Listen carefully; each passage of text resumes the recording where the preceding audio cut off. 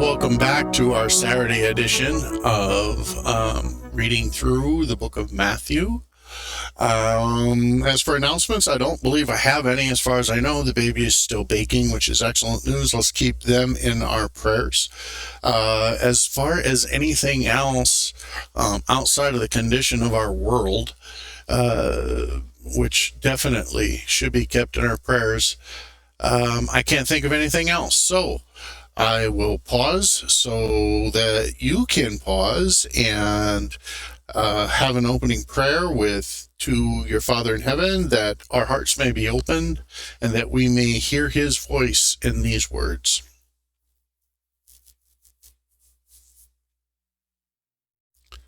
Alrighty, I say hear his voice because mine isn't worth listening to. I want everybody to know that, yep, I am trying to get this microphone situation figured out, and I will if it kills me, which it might. So, alrighty, Matthew chapter 13, King James on the left, New American Standard on the right, just in case you have trouble with King's English. And want to know because you've searched and you found a place that is actually only doing the reading. I'm not telling you what to think. I'm not telling you how to act. I'm not telling you how to behave. I'm not suggesting anything. All I am saying is this is what is written. The choice is yours. Alrighty, so Matthew 13. The same day went Jesus out of the house and sat by the seaside. And a great multitude were gathered together unto him, so that he went onto a ship and sat. And the whole multitude stood on the shore. And he spake many things unto them in parables, saying, Behold, a sower went forth to sow. And when he sowed, some seeds fell by the wayside, and the fowls came up and devoured them up. Some fell upon stony places, where they had not much earth, and forthwith they sprung up, because they had no deepness of earth. And when the sun was up, they were scorched, and because they had no root, they withered away. And some fell among the thorns, and the thorns sprung up and choked them. But others fell onto good ground, and brought forth fruit, some 100-fold, some 60-fold, some 30-fold. Who hath ears to hear, let him hear. And the disciples came and said unto him, Why speakest thou unto them in parables? He answered and said unto them, Because it is given unto you to know the mysteries of the kingdom of heaven, but to them it is not given. For whosoever hath, to him shall be given, and he shall have more abundance. But whosoever hath not, for him shall be taken away even that he hath. Therefore I speak to them in parables, because they seeing see not, and hearing they hear not, neither do they understand. And in them is fulfilled the prophecy of Esaias, which saith, By hearing ye shall hear, and shall not understand, and seeing ye shall see, and shall not perceive. For this people's heart is waxed gross, and in their ears are dull of hearing, and their eyes they have closed, lest at any time they should see with their eyes, and hear with their ears, and should understand with their heart, and should be converted, and I should heal them. But blessed are your eyes, for they see, and your ears, for they hear. For verily I say unto you, that many prophets and righteous men have desired to see those things which ye see, and have not seen them, and to hear those things which ye hear, and have not heard them. Hear ye therefore the parable of the sower, which anyone heareth when anyone heareth the word of the kingdom, and understandeth not, then cometh the wicked one, and catcheth away that which was sown in his heart. This is he who received the seed by the wayside. But he that received the seed into the stony places, the same is he who heareth the word, and anon with joy receiveth it. Yet hath he not root in himself, but dureth for a while. For when tribulation or persecution ariseth because of the word, by and by he is offended. He is also that he also that received seed among the thorns is he that heareth the word, and the care of this world and the deceitfulness of riches choke the word, and he becometh unfruitful. But he that receiveth seed unto the good ground is he that heareth the word, and understandeth, which also beareth fruit, and bringeth forth some 100-fold, some 60, some 30. Another parable put he forth unto them, saying, The kingdom of heaven is likened unto a man which soweth good seed in his field. But while men slept, his enemy came and sowed tares among the wheat, and went his way. But when the blade was sprung up and brought forth fruit, then appeared the tares also. So the servants of the householder came and said unto him, Sir, didst not thou sow good seed in thy field? From whence then hath it tares? And he said unto them, An enemy hath done this. The servant said unto him, Wilt thou then that we go and gather them up? But he said, Nay, lest while ye gather up the tares, ye root up also the wheat with them. Let both grow together until the harvest. And in the time of harvest I will say unto the reapers, Gather ye together first the tares, and bind them in bundles to burn them, but gather the wheat into my barn.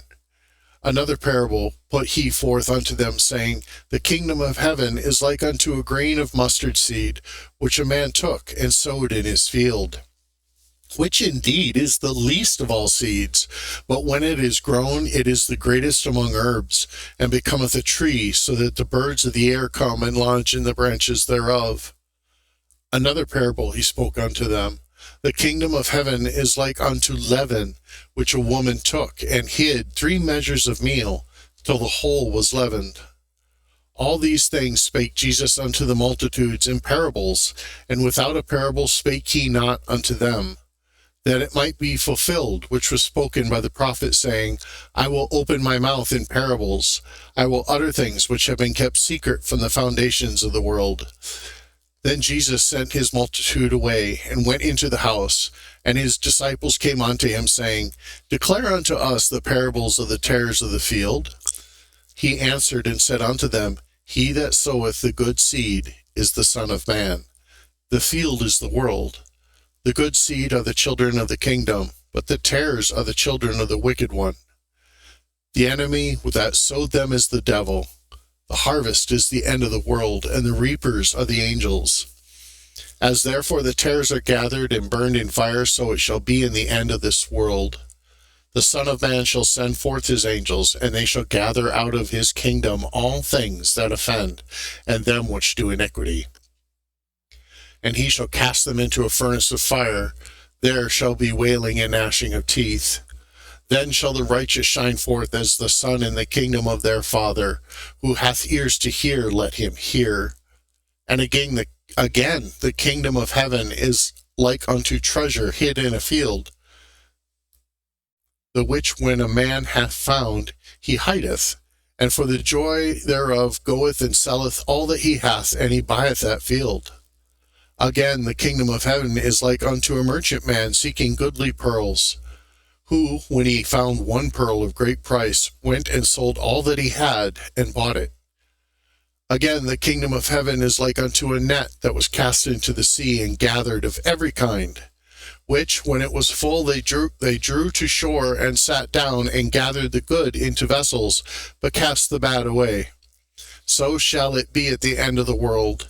The angel shall come forth, and sever the wicked from among the just, and shall cast them into the furnace of fire.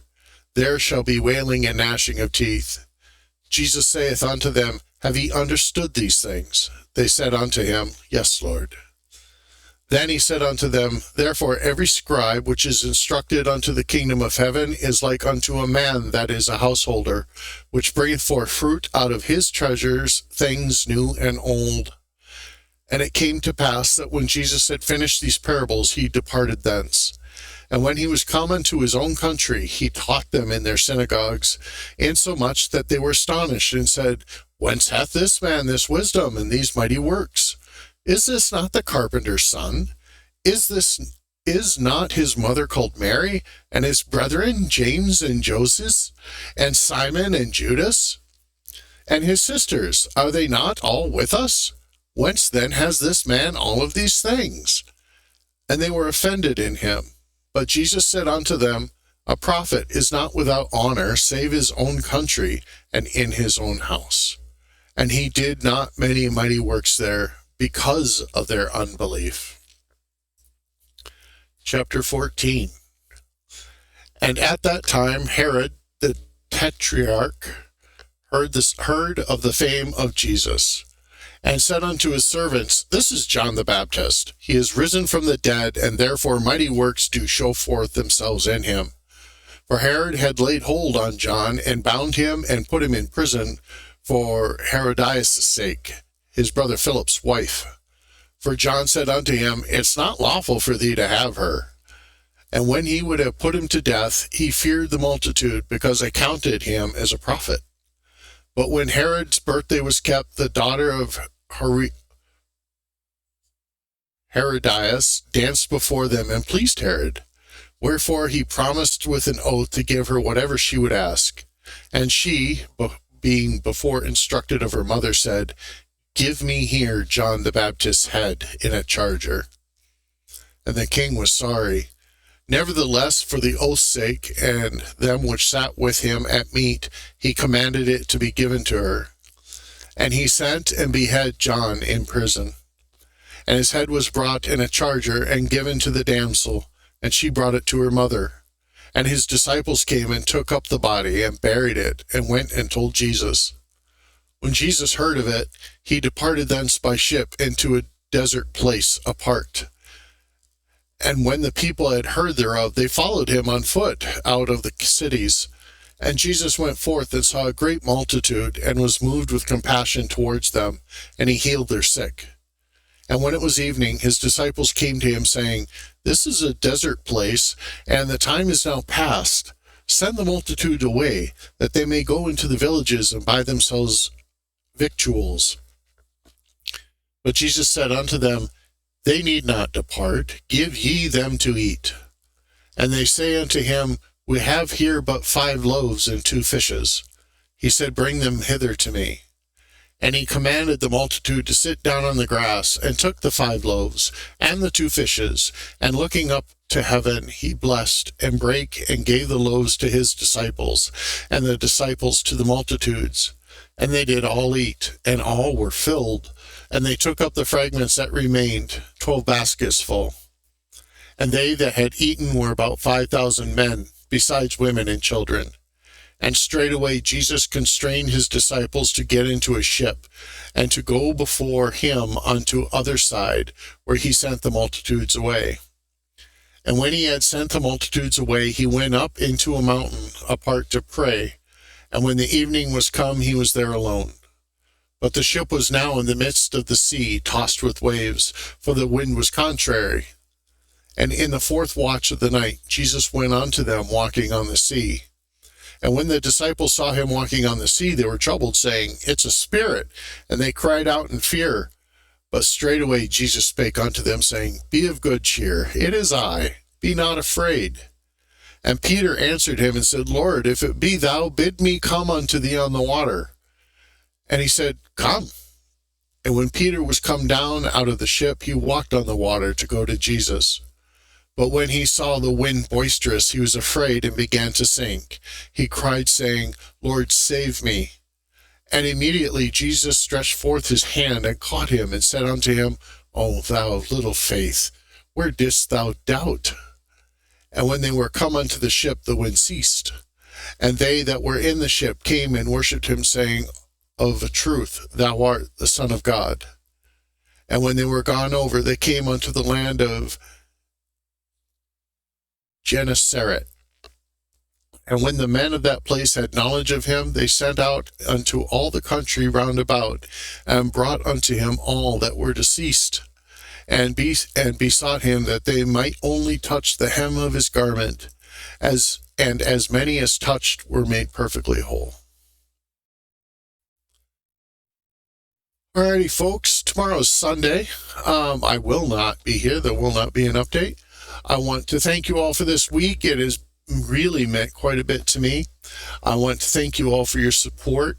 Remember to support each other. If you have comments, likes, describes, anything, please leave them. Tell your friends, neighbors, anybody who you think might be able to tolerate this horribly nasally, horrible microphone voice. And we'll all get through this together one way or at a time.